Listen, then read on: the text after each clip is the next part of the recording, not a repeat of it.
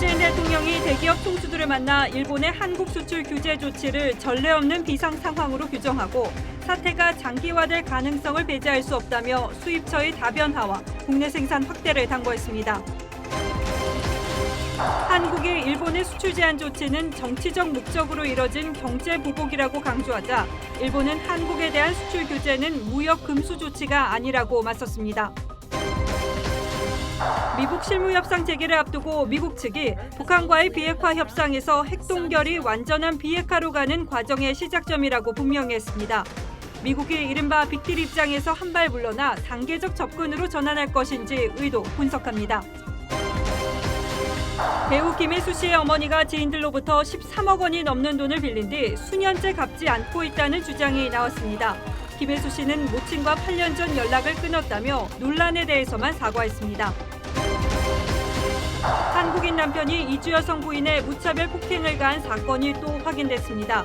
이 남성은 아들까지 폭행한 뒤 아내가 가진 돈을 훔쳐 달아났습니다.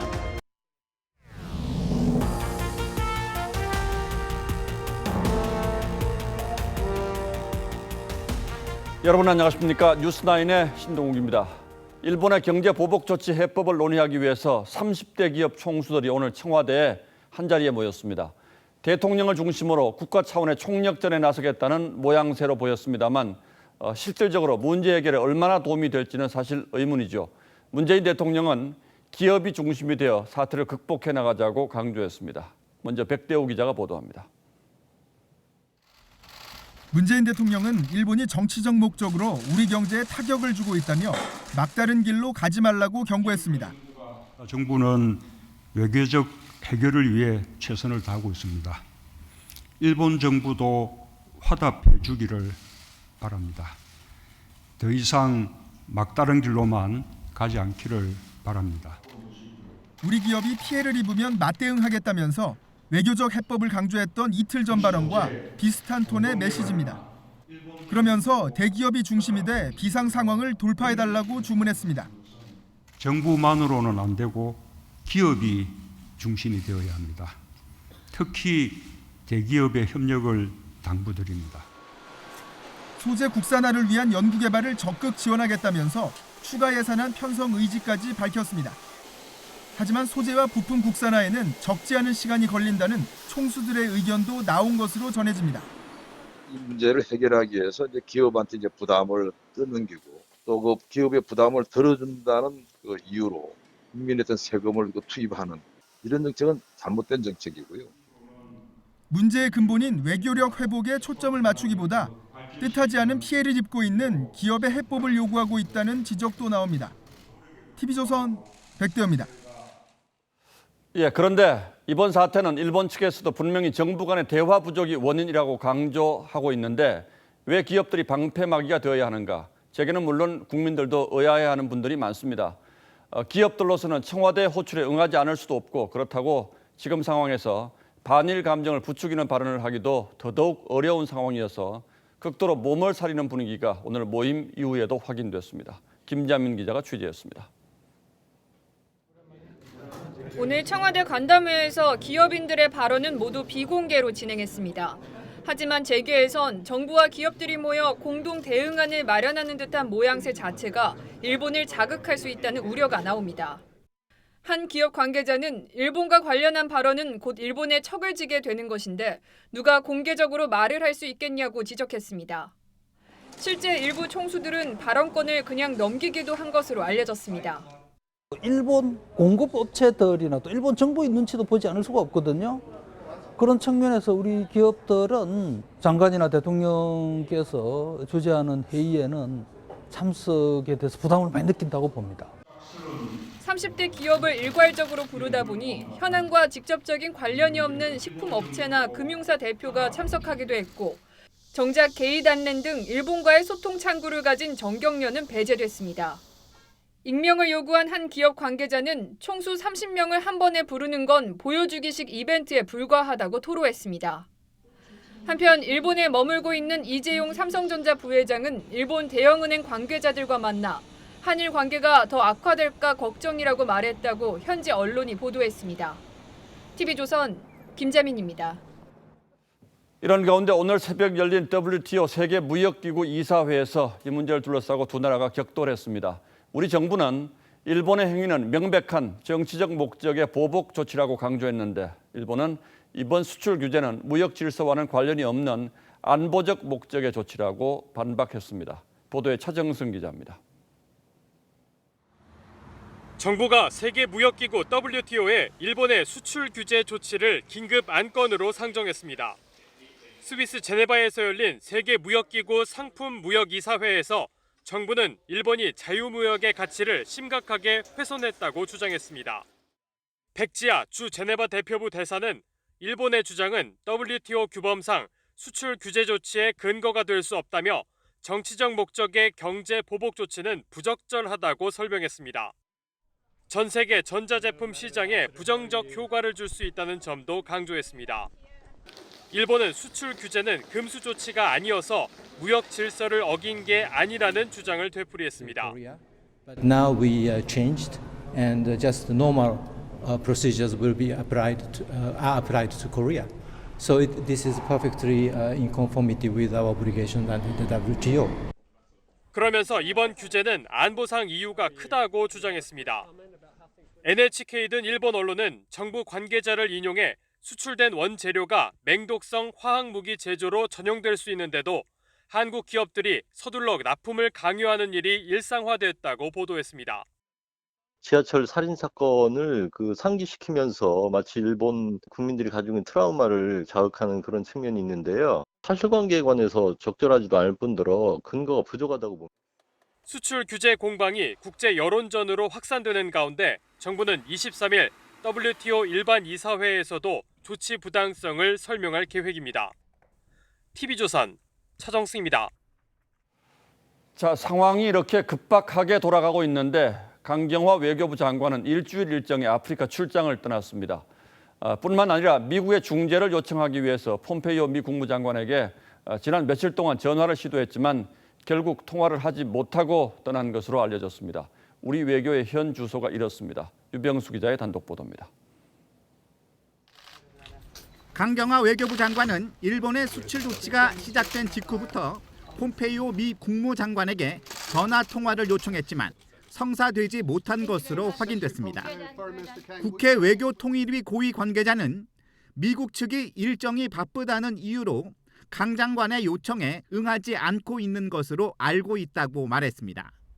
외교부 관계자들도 양국 장관 사이에 전화 통화는 없었다고 전했습니다. 강 장관도 미국의 중재 역할을 이끌어내는 게 쉽지 않다는 걸 토로했습니다. 중재 역할을 할 수 있는 그런 나라들의 그 역할에 대해서는 그 나라가 판단을 어차피 할 수밖에 없는 상황이라고 생각합니다.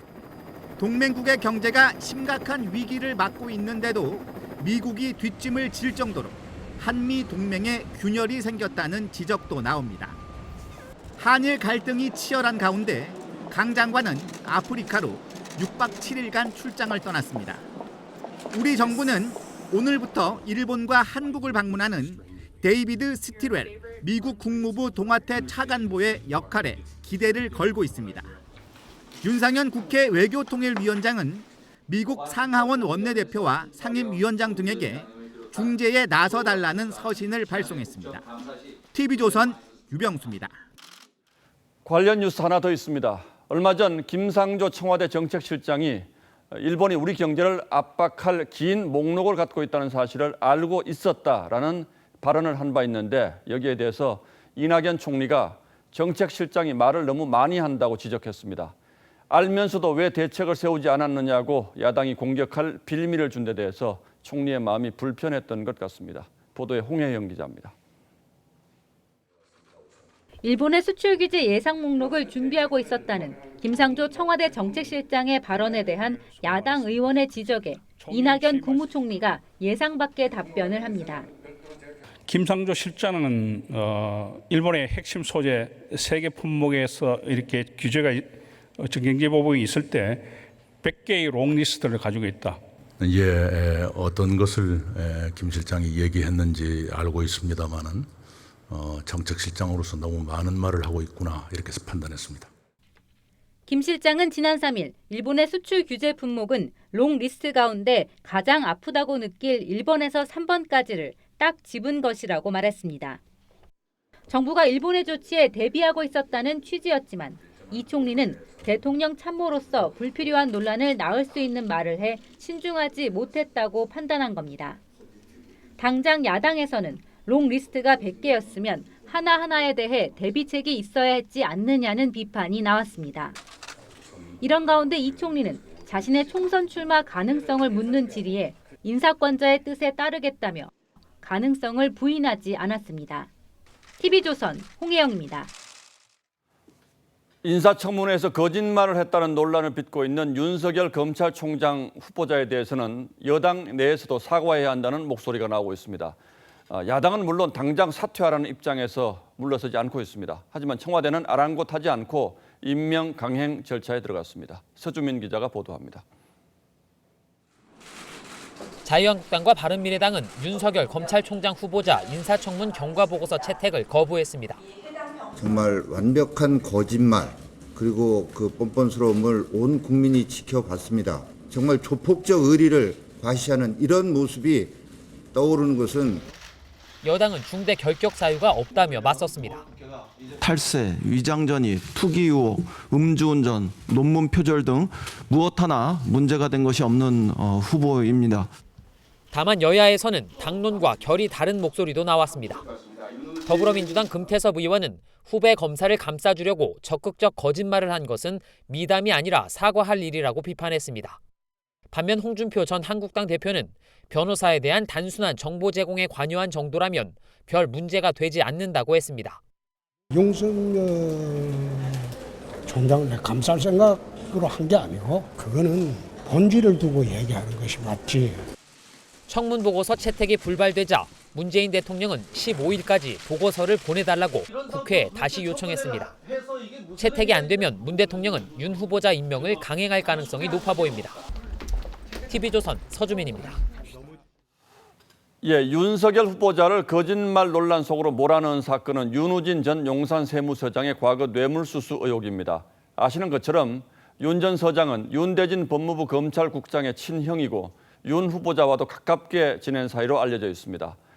당시 서울경찰청 광역수사대가 이 사건을 수사했는데 사실상 검찰이 수사를 방해한 것 아니냐는 의혹이 있었고 이 과정에 윤 후보자가 개입했다는 것이 야당의 주장입니다. 그러나 수사가 흐지부지되면서 사건의 실체는 드러나지 않았고 윤 후보자의 도덕성과 관련한 중요한 사건으로 다시 주목받게 된 겁니다. 여러분의 이해를 돕기 위해서 백연상 기자가 당시 사건을 다시 한번 자세히 설명해 드리겠습니다. 지난 2012년 3월 서울지방경찰청 광역수사대는 육류 수입업자 김모 씨가 윤우진 전 용산 세무서장에게 뇌물을 건넨 정황을 포착했습니다. 경찰은 윤 씨가 성동 세무서장 재직 시절 세무조사를 무마해주는 대가로 현금과 골프 접대 등 6천만 원 상당을 제공받은 것으로 의심했습니다. 골프장 대납 비용 전모를 밝히기 위해 수도권 모 골프장에 대한 압수수색 영장을 6번이나 신청했습니다. 하지만 검찰은 모두 기각했습니다. 수사 주피의자의 친동생이 부장검사다 보니까 이렇게 영장이 기각된다는 생각은 분명히 있었습니다. 윤 전 세무서장은 윤대진 법무부 검찰국장의 친형으로 윤 국장과 윤석열 검찰총장 후보는 막역한 선후배 사이입니다. 잇따라 영장이 기각되는 사이 윤 전 세무서장은 해외로 도피했다 7개월 만에 검거됐습니다. 경찰은 2013년 3월 송환된 윤 씨에 대해 구속영장을 신청했지만 법원에서 기각했습니다. 결국 검찰은 2015년 금품을 받은 사실은 인정되지만 대가성이 없다며 무혐의 결론을 내렸습니다. TV조선 백연상입니다. 트럼프 대통령과 김정은 위원장의 판문점 만남 이후 미국의 북한 핵폐기 방법론에 변화가 감지되고 있습니다. 북한이 완전한 핵폐기를 전제로 제재 해제와 지원을 논의할 수 있다는 데서 일단 핵 동결 쪽으로 급속히 선회하는 듯하다는 겁니다. 그 단서는 미 국무부 대변인의 북한 핵 동결이 비핵화의 시작일 수 있다라는 발언에서 짐작할 수 있습니다. 김미성 기자입니다. 미 국무부는 협상 목표를 핵 동결로 낮춘 것 아니냐는 질문에 달라진 건 없다면서도 핵동결이 과정의 시작일 수 있다고 말했습니다. That's our goal, and I don't think anything has changed. We obviously clearly want to see the complete elimination of WMDs in North Korea. That would be at the beginning of the process. 핵동결 입구로는 문재인 대통령도 동의했던 방식으로 포괄적 합의, 즉 빅딜을 고집해온 트럼프 행정부가 한 발 물러선 것을 의미합니다. 선거용 합의안이 필요한 트럼프 대통령이 북한의 단계적 비핵화 요구를 수용하는 모양새입니다.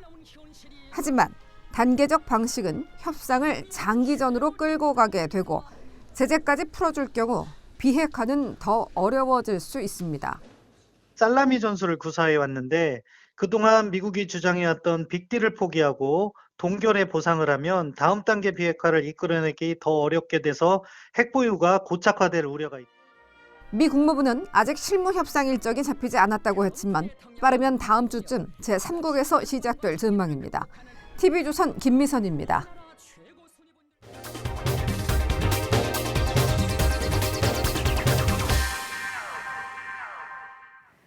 배우 강지환 씨가 어젯밤 성폭력 혐의로 긴급 체포됐습니다. 자신의 집에서 소속사 외주업체 직원들과 술을 마시다 벌어진 일인데 강 씨는 기억이 나지 않는다고 주장하고 있습니다. 신유만 기자입니다. 경기도 광주의 한 단독주택, 배우 강지환 씨의 집입니다. 강 씨는 어젯밤 이곳에 소속사와 외주업체 직원들을 불러 함께 술을 마셨습니다. 소속사 직원들과 회식을 한 뒤 2차로 가진 술자리였습니다. 그런데 외주업체 여직원 A씨는 어젯밤 9시 40분쯤 지인에게 문자 메시지를 보냈습니다.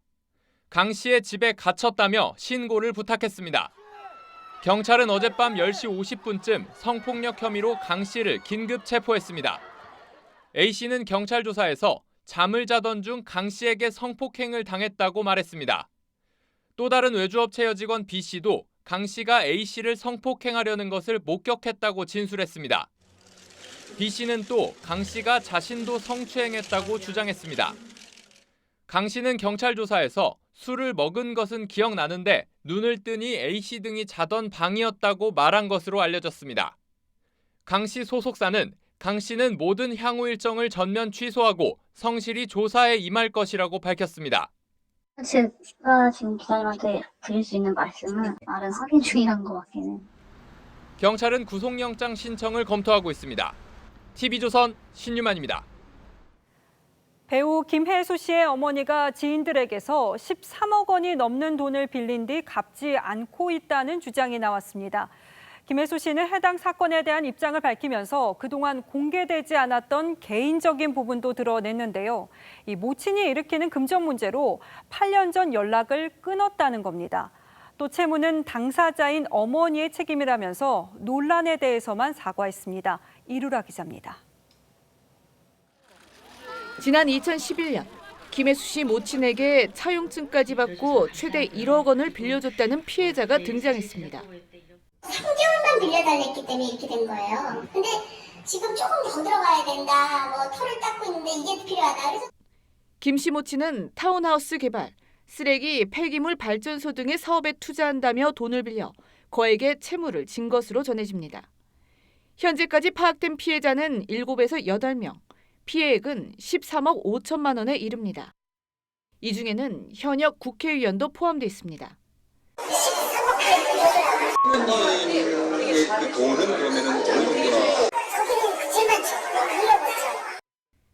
피해자들이 돈을 빌려준 건 유명 배우인 김혜수 때문. 연예인인데 뭐 그런 일이 없다. 신경 쓸 필요 없다. 걱정 안 해도 된다. 김혜수가 갚을 거라는 생각으로. 김혜수 씨 측은 변호인을 통해 즉각 선을 그었습니다. 2012년경 당시 전 재산으로도 감당할 수 없을 정도로 어머니의 막대한 빚을 부담했다며 비슷한 일이 반복되면서 결국 모친과 8년 전 관계까지 끊게 됐다고 밝혔습니다. 변호인은 또 김 씨가 어머니로 인해 과거 소송을 당한 적이 있지만 책임이 없다는 대법원 판결이 나왔다며 이번 역시 변제 책임이 없다고 밝혔습니다. TV조선 이루라입니다. 지난해 9월 서울 도심에서 광란의 질주를 벌이다 교통사고를 낸 20대 남성 2명에게 법원이 실형을 선고하고 이례적으로 법정 구속했습니다. 교통사고 피해자와 합의를 하면은 선처하던 관행에 제동을 건 판결인데 법원은 큰 인명피해가 날 뻔한 상황이었다는 점을 이유로 들었습니다. 윤재민 기자입니다. 외제차 2대가 도로를 가로막고 서 있더니 서로 손짓을 하곤 쏜살같이 출발합니다. 24살 장모 씨와 김모 씨가 지난해 9월 서울 강북구의 한 도로에서 자동차 경주를 벌이는 모습입니다. 누가 강남까지 빨리 가는지 내기를 한 겁니다. 난 신호 절대 안 지킬 거야. 난 사고 내고 당 갈 거야. 중앙선을 침범해가며 시속 177km로 질주를 하다 출발 50초 만에 사고가 났습니다. 법원은 두 사람에게 징역 10개월을 선고하고 법정 구속했습니다. 도심에서 과속으로 중앙선 침범, 신호위반 등 난폭 운전을 함으로써 고도의 인명피해가 발생할 가능성이 높았고 앞서 경찰과 검찰은 불구속 상태로 수사했습니다. 김 씨 차량에 부딪힌 화물차 운전자가 전치 3주의 부상을 당했지만 합의를 하고 처벌을 원치 않는다는 이유였습니다. 사망하는 사고가 나도 이제 합의가 되면 집행유예가 많이 되거든요. 총 저희가 봤을 때 실형까지는 이제 의회다. 난폭 운전을 엄단한 이례적인 판결에 장 씨와 김 씨는 형량이 지나치게 무겁다며 선고 직후 법원에 항소장을 제출했습니다. TV조선 윤재민입니다. 40일 넘게 붉은 수돗물 사태를 겪고 있는 인천 서구 지역 주민들, 이번에는 인천시가 제공한 물 때문에 분통을 터뜨렸습니다. 인천시가 붉은 수돗물로 피해를 입은 주민들 가정에 시가 만든 마시는 수돗물 미추홀 찬물을 공급했는데 이 생수 일부에서 이끼처럼 보이는 녹색 침전물이 발생한 겁니다. 강석 기자입니다. 인천 서구의 한 가정집입니다. 1.8리터짜리 물통 바닥 부분이 녹색 빛을 띱니다. 다른 물과 비교해보니 물 전체가 뿌였습니다. 지난달 중순 인근 주민센터에서 받아온 미추홀 찬물입니다. 주민 A씨는 그제 저녁을 준비하다 침전물을 발견했습니다. 여기 집사람이 이제 물 요리를 하려고 부쩍 나보고 이건 물이 이상하네. 이끼가 껴내 그러더라고요. 물의 유통기한은 한 달 이상 남아 있었습니다. A씨는 분통을 터뜨렸습니다. 믿으라고 생수통을 배급한 거 아닙니까? 그러면은 그것도 지금에 와서 보면은 완전히 우롱당하고 배신당한 것 같은 느낌이 드는 겁니다, 이게. A씨가 받은 물은 5월 22일 생산됐습니다. 이후 6월 초 서부수도사업소와 주민센터 등을 거쳐 6월 중순에 A씨가 받은 것으로 추정됩니다. 인천시는 이 과정에서 보름 정도 야외에 보관한 것이 문제였던 것으로 판단하고 있습니다. 꽉 차니까는 바깥으로 물이 내렸던 것 같아요. 수돗물 사태 이후 서구 영종 지역에 보급된 미추홀 찬물은 46만 개가 넘습니다. 시민단체는 녹색 이물질 성분 분석과 발생 원인에 대한 철저한 조사를 촉구했습니다. TV조선 강석입니다. 일선 초중고등학교에는 학교폭력 사건을 해결하는 학폭위가 있죠. 그런데 전문성 없는 학부모들이 학폭위의 위원으로 활동하다 보니까 학폭위에서 내린 결정이 법원에 가면은 뒤집히는 경우가 절반 가까이인 것으로 파악됩니다.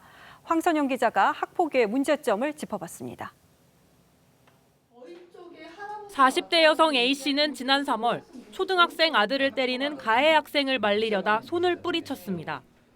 상대 학부모는 A씨를 상해 등 혐의로 고소했고 학교폭력대책자치위에도 신고했습니다. 검찰은 무혐의 처분했지만 학폭위는 A씨를 학교폭력 가해자로 결론냈습니다. 검사님이 판결을 낸 자료를 갖고 왔음에도 불구하고 그냥 학생의 편만 들어주는 게 학교폭력법이라고. 고등학생 B양은 최근 동급생으로부터 폭행을 당해 전치 3주 진단을 받았습니다. 학폭위가 가해 학생에게 내린 처분은 정확 12일.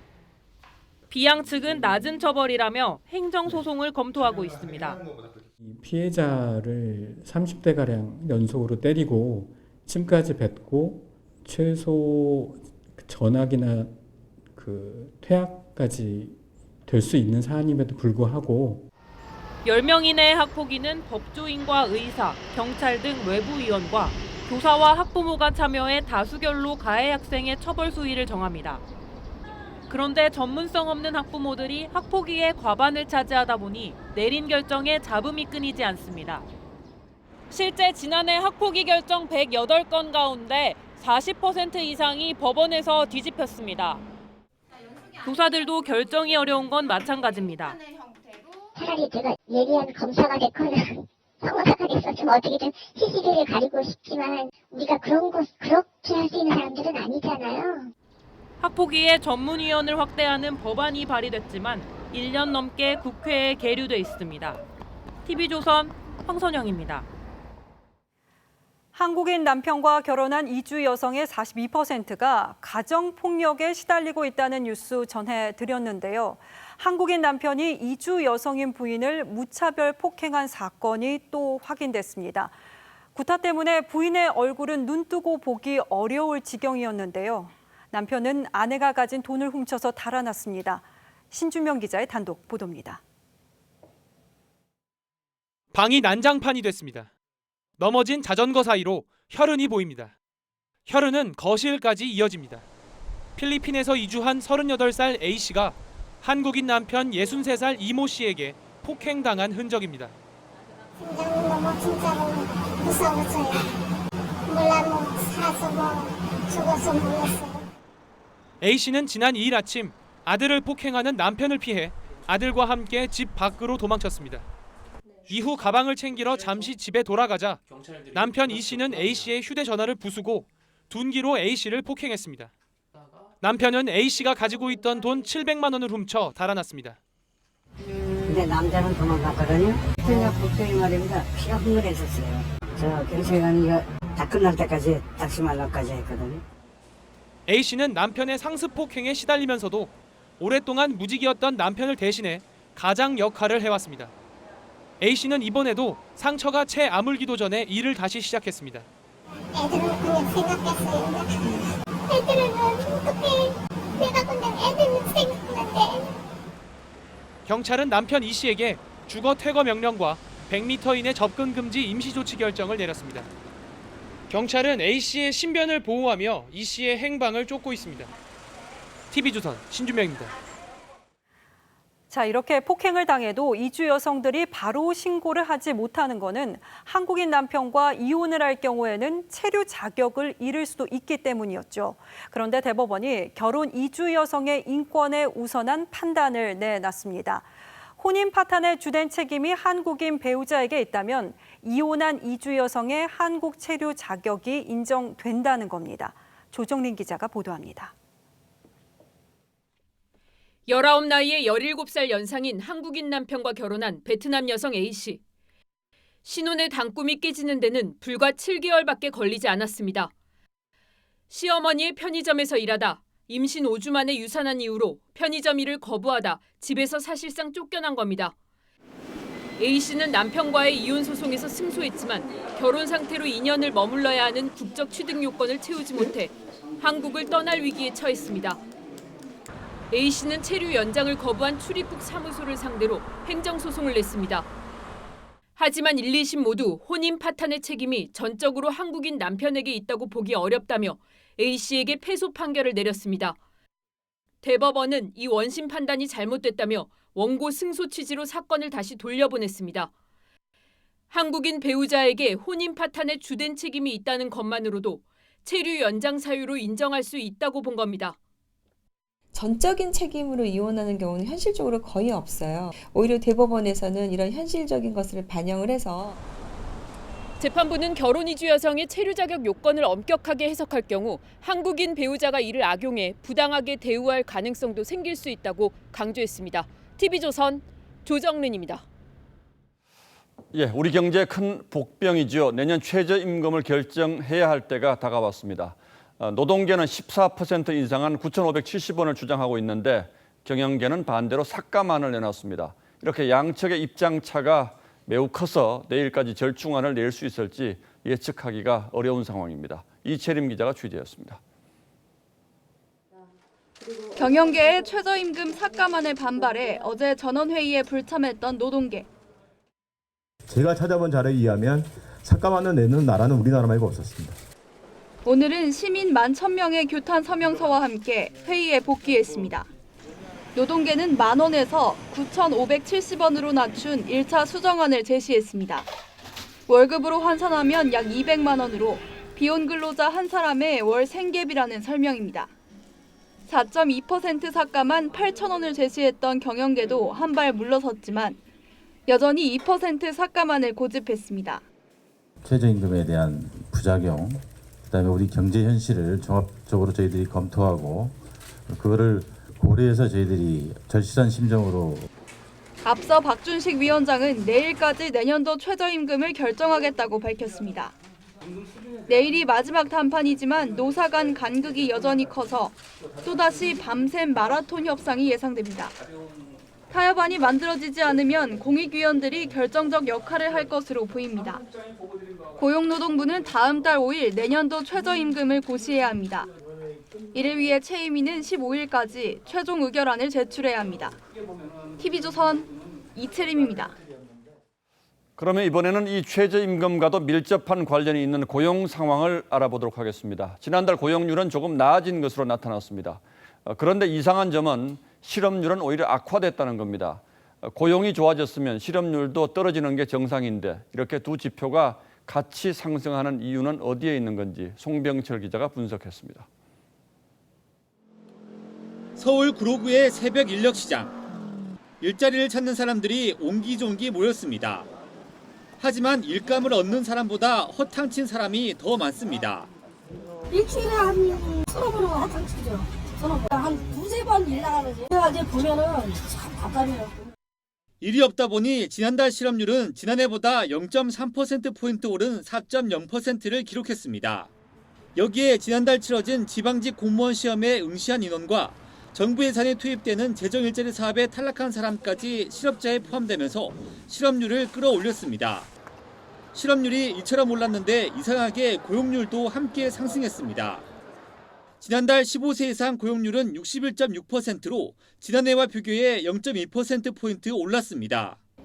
보건업과 사회복지업에서 취업자 12만 5천 명이 늘었기 때문인데 어르신 공공근로 등 제일 낮은 단기 일자리가 대부분입니다.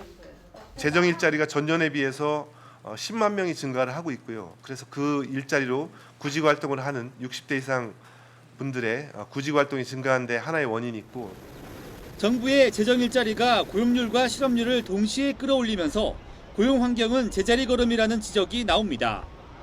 TV조선 송병철입니다.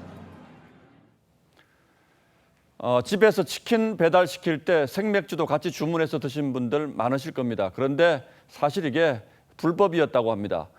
정부가 주세법을 고쳐서 어제부터는 합법화가 되긴 했는데 뭐 이런 것까지 법을 고쳐야 가능한 건지 그 이유를 강동원 기자와 따져보도록 하겠습니다. 자, 강 기자, 저도 사실 한두 번 생맥주 같이 주문해서 먹은 기억이 있는데 불법이란 얘기는 처음 듣습니다. 그렇습니다. 이게 알게 모르게 다들 불법을 저지르고 있었던 겁니다. 예. 사실 이전에도요, 캔맥주나 병맥주 같은 거는 배달시킬 때 같이 치킨과 불러도 위법이 아니었습니다. 그런데 생맥주만 안 되는 거였죠. 자, 보통 우리가 치킨집에서 생맥주를 같이 배달시키면 이 페트병에 담아서 오는데, 자, 이 페트병에 담는 과정이 주세법에서 금지하고 있는 가공, 조작 행위가 됐던 겁니다. 예. 자, 그런데 이번에 주세법 기본 통칙을 원포인트로 고쳐서 생맥주를 페트병에 옮겨 담는 행위는 가공, 조작 행위로 보지 않는다. 이렇게 한 겁니다. 생맥주를 병에 담는 정도는 뭐 가공이나 조작 행위로 보지 않는다 이런 거죠. 그런데 이것만 고쳤습니까? 그렇습니다. 그런데 왜 갑자기 이 부분만 손을 보게 된 겁니까? 그러니까 이 주무부처인 국세청은요, 일단 갑자기 결정된 거는 아니라고 이야기하고 있습니다. 이 배달업이 요즘 급속하게 발달해 이 주류 배달에 대한 관심이 높아진 상태에서 지난달 26일이었죠. 이 경제활력대책회의에서 이 내용이 언급됐습니다. 그리고 이후에 논의에 속도가 붙었다, 이런 설명인데요. 예. 그런데 안을 조금 들여다보면 이 원포인트로 주세법 기본 통칙을 고친 것이 어느 정도 이해가 갑니다. 자, 일단 치킨집 입장에서는요, 이 1000cc짜리 생맥주 하나 파는 것과 치킨 한 마리 파는 것이 비슷한 이윤을 남긴다고 합니다. 자, 힘들게 닭을 튀기는 거에 비해서 쉽게 돈을 벌 수 있는 거죠. 그렇군요. 자, 치킨집들 대부분이 이번에 주 52시간과 최저임금 후폭풍을 직격으로 맞은 영세 자영업자로 이루어진 점을 생각한다면 이번 주세법 규제 완화는 영세 자영업자 달래기의 차원으로 봐야 한다는 겁니다. 그동안 치킨집 하시는 분들은 그동안 이게 위법이라는 것 알면서도 이윤이 남으니까 눈치 보면서 했는데 이제는 정부가 당당히 해도 좋다 이렇게 풀어준 셈이군요. 맞습니다. 그런데 치킨 시키지 않고 생맥주만 배달시켜도 됩니까? 그건 안 됩니다. 이제 관련 규정을 좀 자세히 살펴보면요. 전화로 주문받은 음식에 부수하여 주류를 배달할 때 이렇게 설명이 되어 있습니다. 자, 술 배달이 가능하도록 하고 있는데 음식을 시켜야지 술 배달이 가능하다는 겁니다. 다만 술을 얼마나 시켜도 되는지 또 음식보다 술을 더 시켜도 되는지에 대한 구체적인 가이드라인은 없습니다. 자, 예를 들어서 치킨 반마리 시키고 생맥주 10병을 시키는 행위도 현재로서는 막을 수 없는 게 문제입니다. 예, 뭐 특히나 청소년들이 술을 시키는 것도 막을 수 있는 방법은 없군요. 그렇습니다. 예, 뭐 이 문제뿐만 아니라 또 다른 문제가 생길 수 있겠습니다만 일단은 좀 자영업자들에게 도움이 됐으면 좋겠습니다. 예. 강동원 기자 잘 들었습니다.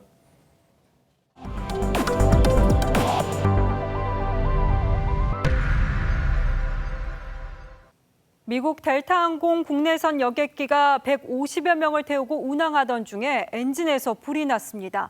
한 승객은 가족에게 사랑한다는 이별 문자를 보낼 정도로 상황은 심각했는데요. 다행히 비행기는 1시간여 만에 비상 착륙했습니다마는 이 승객들은 공포에 60분을 보냈습니다. 김지수 기자입니다. 창문으로 보이는 여객기 왼쪽 엔진. 안쪽이 화염에 휩싸였고 떨어져 나간 부속이 위태롭게 굴러다닙니다. 현지 시간 8일 미국 애틀랜타를 출발해 볼티모어로 향하던 델타 항공 여객기 엔진에 불이 붙었습니다. Can't get that bang and pop out of my head. It was very, very scary. Smoke just started rolling into the cabin. Everything started vibrating on the ceiling. 이 여객기에는 승객 148명과 승무원 6명이 타고 있었습니다. I pulled out my phone and I know I didn't have service. I just texted my mom, I love you. I texted my dad, I love you. 여객기는 이륙 후 1시간 정도 비행하다가 노스캐롤라이나에 비상 착륙했습니다. 다친 사람은 없었습니다. The captain came on the loudspeaker and said that we had lost an engine and that they were making preparations to have an emergency landing. 승객들은 대체 항공편을 통해 예정보다 6시간 늦게 목적지에 도착했습니다. 델타 항공은 여객기 엔진을 교체하고 고장 원인을 조사 중이라고 밝혔습니다. 항공사 측은 배상금조로 승객 1인당 $30, 우리 돈 35,000원 정도의 식사권을 주는 데 그쳐 1시간 동안 추락의 공포에 떨었던 승객들을 더 분노하게 했습니다. TV조선 김지수입니다. 최근 영화계의 고정관념 깨기 바람이 불고 있습니다. 흑인 인어공주의 남자 기생에 편견을 깨는 영화들을 최윤정 기자가 소개합니다. 디즈니사는 실사 영화 인어공주의 주인공으로 흑인 가수 겸 배우 할리 베일리를 결정했습니다. 원작 백인 공주 역의 흑인 배우를 캐스팅하자 원작을 훼손한다는 비판도 나왔지만 시대 흐름에 발맞춘 진화라며 디즈니는 내년 초 촬영에 돌입할 계획입니다. 백수, 실패한 로커 등 중년 남성들이 여성의 전유물로 여겨지는 수중 발레에 도전하기도 합니다. 역경을 딛고 결국 금메달을 목에 걸며 관객에게 뭉클한 감동을 선사합니다. 그럼 소인이 금을 도두겠습니다. 조선시대 최초로 기생이 된 남자도 있습니다. 기생의 아들로 태어나 자란 주인공이 기방이 폐업 위기에 놓이자 직접 기생으로 나선다는 내용인데 남자 기생이란 소재가 관객들의 호기심을 자극합니다. 새로운 캐릭터를 창조해내고 그 새로운 캐릭터 속에서 다양한 스토리텔링을 만들 수가 있겠죠. 이로써 그 마케팅적으로도 더 많은 관객들을 스크린 앞으로 모아올 수 있는. 이들 영화가 성의 역할 변화를 웃음 소재로만 활용한 것 아니냐는 지적도 있지만 고정관념을 깨고 다양성을 추구하면서 관객들의 눈길을 끌고 있습니다. TV조선 최윤정입니다.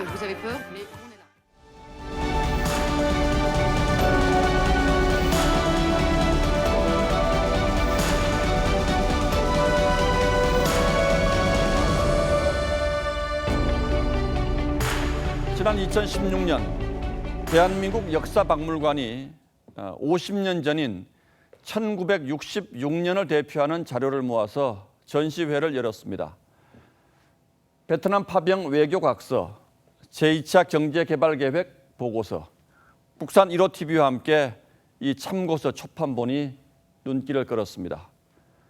50년 동안 4,600만 권이 팔려 한국에서 성경 다음 가는 베스트셀러라는 수학의 정석입니다. 저자 홍성대 씨는 워낙 가난하게 자라서 고향에 중학교가 없었다면 공부를 포기했을 거라고 했습니다. 그가 제대로 된 학교 하나 키워 그 빚을 갚아보겠다며 세운 학교가 바로 상산고등학교입니다. 자립형 사립고를 시작한 김대중 대통령 때 권유를 받아서 초기 자사고가 됐습니다. 홍성대 이사장은 자사고 지정 후에만 463억 원을 쏟아부었습니다. 별도로 기숙사 짓는 데만 190억 원을 들였고 잘 가꾼 2만 평의 교정은 한국 100대 조경에 선정되기도 했습니다. 그런가 하면 수학 박사들을 재단 이사와 교장, 교사로 영입해서 수학 교육에 힘썼습니다. 그런 상상고가 지난달 재지정 평가에서 탈락하자 홍 이사장이 이렇게 탄식했습니다. 벽돌 한 장 사준 적 없는 정부가 사학을 호주머니 물건 취급한다. 그리고 어제 서울의 8곳이 탈락해서 모두 24개 자사고가 지정 취소될 처지에 놓였습니다. 학력의 하향 평준화를 부채질하고 강남 8학군이 부활하면서 오히려 교육 불평등이 심화할 거란 걱정이 교육계 여기저기서 나오고 있습니다.